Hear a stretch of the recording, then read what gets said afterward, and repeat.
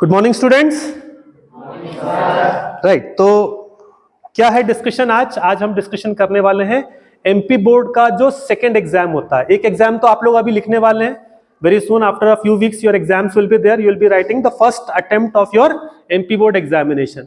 इसके साथ in from the year 2025 एक नया रूल चालू हुआ था जिसके अकॉर्डिंग स्टूडेंट्स एक और अटेम्प्ट ले सकते हैं एग्जाम्स का। अब उसके क्या रूल्स हैं, किसको लेना चाहिए, क्यों नहीं लेना चाहिए, will discuss all that through this discussion.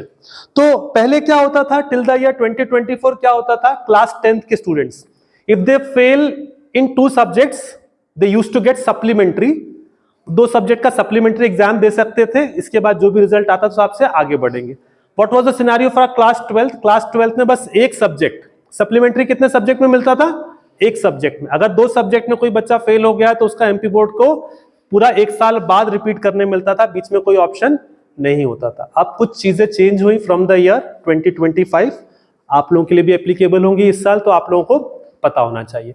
तो अब चेंज क्या हुआ, चेंज ये हुआ है कि आप लोग अभी एक बार एग्जाम देने वाले which is called the first attempt of your class 10th board और क्लास 12th बोर्ड।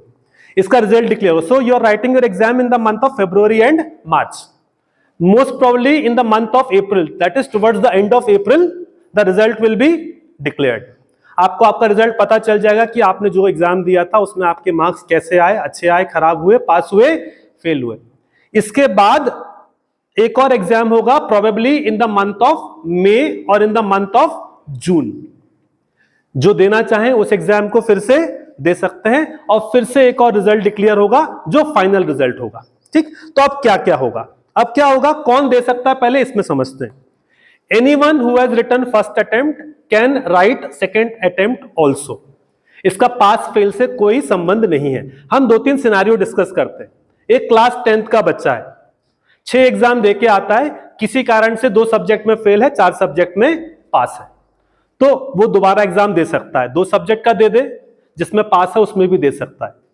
कोई 12th का बच्चा है, 5 सब्जेक्ट में फेल हो गया किसी भी कारण से, अब वो क्या करे, तो वो भी दोबारा 5 सब्जेक्ट का एग्जाम दे सकता है। तो पहली बात आप पास हैं तो भी दे सकते हैं, आप एक या एक से ज्यादा सब्जेक्ट में फेल हैं तो भी दे सकते हैं। आप पास हैं तो सिर्फ अपना रिजल्ट इंप्रूव करने के लिए दे सकते हैं, आप फेल हैं तो फेल से पास होने के लिए दे सकते हैं। तो सपोज एक क्लास 10th का बच्चा है, उसने 6 पेपर लिखे, English, Hindi, Sanskrit, science, maths और सोशल साइंस। ठीक, नंबर होते हैं 75 में से पासिंग मार्क्स होते हैं 25, राइट। मैक्सिमम मार्क्स कितने होते हैं 10th वालों के लिए, maximum marks is 75, pass marks is 25। ठीक, तो let us take a scenario, किसी बच्चे के क्या क्या रिजल्ट आता है। सपोज इंग्लिश में अच्छे मार्क्स नहीं आए, इंग्लिश में पास नहीं हो पाए, हिंदी में ठीक ठीक नंबर आ गए, बस पास हो गए, संस्कृत में सपोज अच्छे नंबर लेके आ गए, सेटिस्फैक्टरी नंबर है, साइंस में नंबर आ गए हैं, मैथ्स में नंबर आ गए हैं और सोशल साइंस में भी नंबर आ गए हैं। ठीक, अब ये बच्चा अभी तो पास नहीं है। क्यों पास नहीं है, क्योंकि इसके इंग्लिश में पासिंग मार्क्स नहीं है। ठीक, अब क्या कर सकते हैं, ये बच्चा दोबारा एग्जाम देना जाता है, किसका, इंग्लिश का। साथ में उसको लगता है कि मेरे नंबर हिंदी में भी कम थे, अगर मैं थोड़ी सी कोशिश करूंगा तो हिंदी में भी नंबर मेरे बढ़ सकते हैं। तो उसने क्या करा, ये दोनों एग्जाम सेकंड अटेम्प्ट में लेके गया। कौन सा, इंग्लिश का और हिंदी का। इंग्लिश में तो पास होना पड़ेगा क्योंकि इंग्लिश में तो अभी पास मार्क्स नहीं है, लेकिन हिंदी में 30 से अगर बढ़ गए मार्क्स तो बढ़े हुए मार्क्स मार्कशीट में प्रिंट हो सकते हैं। अब क्या होगा, सेकेंड एग्जाम दिया, ये वाले मार्क्स ऐसे कैसे रहेंगे, ये सेम रहेंगे, ये सेम रहेंगे, ये सेम रहेंगे, कोई चेंज नहीं। ये 2 एग्जाम दिए, इंग्लिश में पास हो गए, अभी पास नहीं हो पाए थे और इंग्लिश में पास हो गए, सपोज 28 मार्क्स आ गए। लेकिन क्या हुआ कि हिंदी का पेपर पहले तो 30 आए थे, इस बार गलती से और कम हो गए और आ गए 27 नंबर। अब क्या होगा, अब इसमें जो रूल है वो है बेस्ट ऑफ 2। इसका मतलब है आपने पहली बार एग्जाम दिया था और दूसरी बार एग्जाम दिया, आपने जो एग्जाम दूसरी बार नहीं दिए उनके जो आपके पुराने मार्क्स हैं वो फिर से सेम टू सेम आगे जुड़ जाएंगे। जो एग्जाम आपने दोबारा दिया उसमें आपका दोनों में से जो बेस्ट मार्क्स होंगे, तो अब जब आपकी फाइनल मार्कशीट बनेगी तो इंग्लिश के नंबर ये वाले चढ़ेंगे और हिंदी के नंबर ये वाले चढ़ेंगे। तो जो आपके फाइनल मार्क्स होंगे उसमें क्या आएगा? इंग्लिश में 28, हिंदी में 30, बाकी जो चल रहे थे वही आएंगे। बात समझ में आ गया? तो हमारे पास we have nothing to lose, we have nothing to lose जो था। जैसे क्या होता है, क्यों कई बार क्या होता है, 3 नंबर पास तो हो गए लेकिन फर्स्ट डिवीजन से 3 नंबर कम रह गए, या फर्स्ट डिवीजन में 4 नंबर कम रह गए, या 2 नंबर कम रह गए। तो 2024 तक ऐसे बच्चों के लिए कोई ऑप्शन नहीं था। Either they have to write all the exams again in the next session or they have to continue with their mark sheet. तो कभी कभी 59% वाले बच्चे थोड़ा सा दुखी हो जाते थे। 74% क्लास 12th में आ गए, कहीं पे कट ऑफ 75% है तो बच्चे थोड़ा सा परेशान हो जाते थे। तो all such students who are pass in all subjects but they just want to improve their marks कि यार 5 नंबर और बढ़ जाएं तो मैं फर्स्ट डिवीजन में आ जाऊंगा, 5 नंबर और बढ़ जाएं तो मैं 75% में पहुंच सकता हूं। ऐसे बच्चे भी, that is one who is pass in all subjects, just want to improve marks in 1 और 2 और 3 और all subjects, can still write this exam. ये बात समझ में आई? आपने 12th का एग्जाम दिया, आपने 10th का एग्जाम दिया, आप पास हैं। लेकिन कभी कभी ऐसा होता है ना, यार बस फिजिक्स के नंबर कम रह गए, बाकी तो सब अच्छा हो गया, फिजिक्स में थोड़े नंबर और होते तो मेरा रिजल्ट अच्छा हो जाता। क्लास 10th का बच्चा सपोज कह रहा है बस साइंस में मेरे 5 नंबर और हो जाते तो मेरा रिजल्ट अच्छा हो जाता। तो आप पास हैं, आपका रिजल्ट कहीं नहीं जा रहा है। आप वो एक सब्जेक्ट या वो 2 सब्जेक्ट जिनमें आप लगता है कि आप अपने मार्क्स इंप्रूव कर सकते हैं, you can just write exam of those 1 और 2 subjects and as I said you have nothing to loose.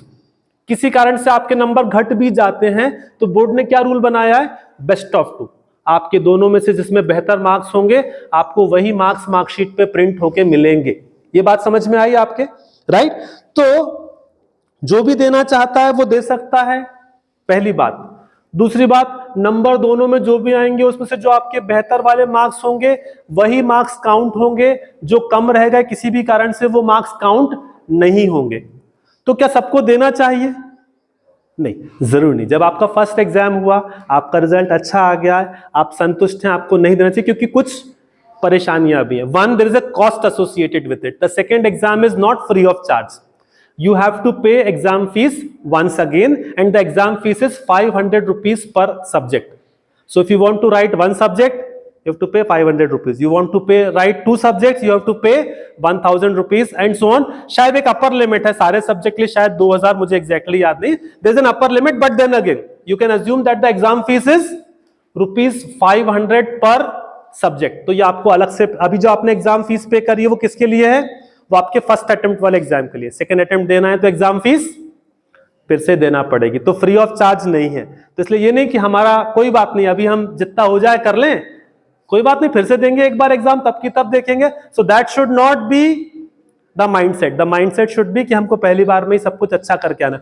दूसरी परेशानी क्या आएगी? दूसरी परेशानी 12th वालों को आ सकती है। रिजल्ट बाद में डिक्लेयर होता है, कॉलेज एडमिशन चालू हो जाते हैं।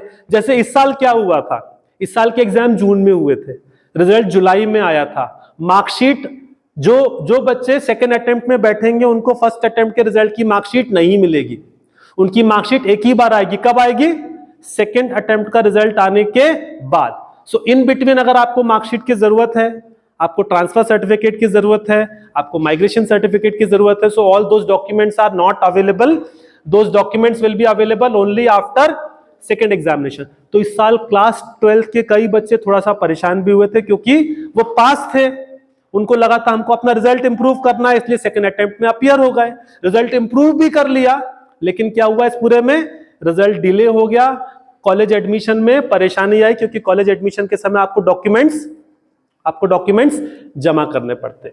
अच्छा, one more catch, there is one more catch. Second exam के रिजल्ट के बाद मेरिट लिस्ट दोबारा नहीं बनती है। The merit list of board is prepared only on the basis of first examination. So class 12 students के पास एक स्कीम है एमपी गवर्नमेंट की, लैपटॉप प्रोत्साहन योजना, पता है ना? What is the scheme? The scheme is students who score 75% और more in class 12 get a cash prize of 25,000 for purchasing laptop. तो कोई बच्चा 74% पे था फर्स्ट अटेम्प्ट के बाद, उसने कहा मेरे भी 75% आ जाएंगे तो मुझे भी स्कीम का फायदा मिलेगा, नहीं मिलेगा। So what is the catch? The catch is that you can improve your result, you will get the mark sheet of your improved result, but your improved result will not be considered for making the merit list. कोई बच्चा मान लेते हैं 2-3 number के कारण state या district merit list के बच्चे को क्रॉस करके आगे निकल जाता है, तो वो वाली मेरिट लिस्ट दोबारा प्रिपेयर नहीं होती हैं। जो मेरिट लिस्ट स्टार्टिंग के रिजल्ट से बन जाती हैं वही होती है। ठीक, अब फायदा किनको मिल रहा है? देखो, फायदा 2-3 प्रकार के बच्चों को है, जो किसी कारण से 3 सब्जेक्ट में फेल हो गए, 2 सब्जेक्ट में फेल हो गए। ऐसा हो सकता है कि हमारी 1 दिन तबीयत खराब थी, अनावश्यक हमारा एक पेपर बिगड़ गया जिससे हमारा रिजल्ट खराब हो गया। So there is an advantage for students who for some reason, एक दिन हमारा तबीयत खराब थी, एक दिन हम पेपर ठीक से नहीं करके आ पाए, एक सब्जेक्ट हमारा ठीक से प्रिपेयर नहीं हो पाया था, तो हमारा पूरा रिजल्ट खराब हो गया, या हमारा पूरा रिजल्ट या परसेंटेज हमारे सेटिस्फैक्टरी नहीं आ पाए, तो क्या होगा? हम वो एक सब्जेक्ट दोबारा पढ़ेंगे, बीच में 1 मंथ का समय मिलेगा आपको तैयारी करने के लिए। You can prepare that those 1 or 2 subjects once again, you can write the exam of those 1 or 2 subjects again, and then you can improve your marks as we have discussed in this scenario. That is, you can improve. अच्छा, दोनों में बढ़ते तो दोनों के भी बढ़ जाते, अगर आप इसमें भी बढ़ा के ले आते नंबर तो वो भी बढ़ के मिल जाते। सपोज यहाँ पे आपके पहले 30 थे, यहाँ पे भी आप 35 लेके आ गए, तो क्या होता? ये अब यहाँ पे भी आपको क्या मिल जाता? 35 मिल जाता, एंड सो ऑन। अच्छा, क्लास 10th के बच्चों की एक और स्कीम चल रही है जिसका ये आखिरी साल है, तो वो भी सुन लो। क्लास 10th के बच्चों के लिए बेस्ट ऑफ 5 की स्कीम अभी भी चल रही है। What is the meaning of best of 5? You right the exam of 6 subjects, but your marksheet, your final result is based on the 5 subjects in which you have scored best marks. That is, एक subject जिसमें आपके सबसे कम number है वो result calculation में count नहीं होते हैं, इंक्लूडिंग आप एक सब्जेक्ट में फेल भी हैं तो भी आपका रिजल्ट क्या होता है? पास। आपने 6 सब्जेक्ट का एग्जाम दिया, अगर आप किसी एक सब्जेक्ट में फेल हैं, बाकी 5 सब्जेक्ट में पास है, तो आप फाइनल रिजल्ट आपका क्या होता है? पास का होता है, फेल का। लेकिन उसके लिए ये आखिरी साल है। This was started sometimes during Covid, है ना, 2021 या 22 में स्कीम चालू की गई थी। बिकॉज ऑफ कोविड पेंडेमिक पढ़ाई थोड़ी सी अफेक्टेड थी, तब ये स्कीम चालू करी गई थी। Then it was extended again and again and again, but now board has said finally this scheme will be discontinued from next year. तो अभी जो ये 10th के बच्चे बैठे हुए हैं उनके पास ये आखिरी साल है जब ये बेस्ट 5 वाली स्कीम एप्लीकेबल होगी। From next year onwards this scheme will not be applicable. तो आप लोगों के पास अभी भी ये वाला ऑप्शन भी है, किसी कारण से आपका एक सब्जेक्ट बिगड़ जाता है, नहीं बिगड़ना चाहिए। मैं चाहूंगा आप सभी लोग सारे सब्जेक्ट में अच्छे नंबर लेके आए। हैश भी लगाओ, हैश लगा आता है जिसके सबसे कम नंबर होते हैं, उसमें भी आपके पासिंग मार्क्स होने चाहिए, अच्छे मार्क्स होना चाहिए, तब ठीक होगा।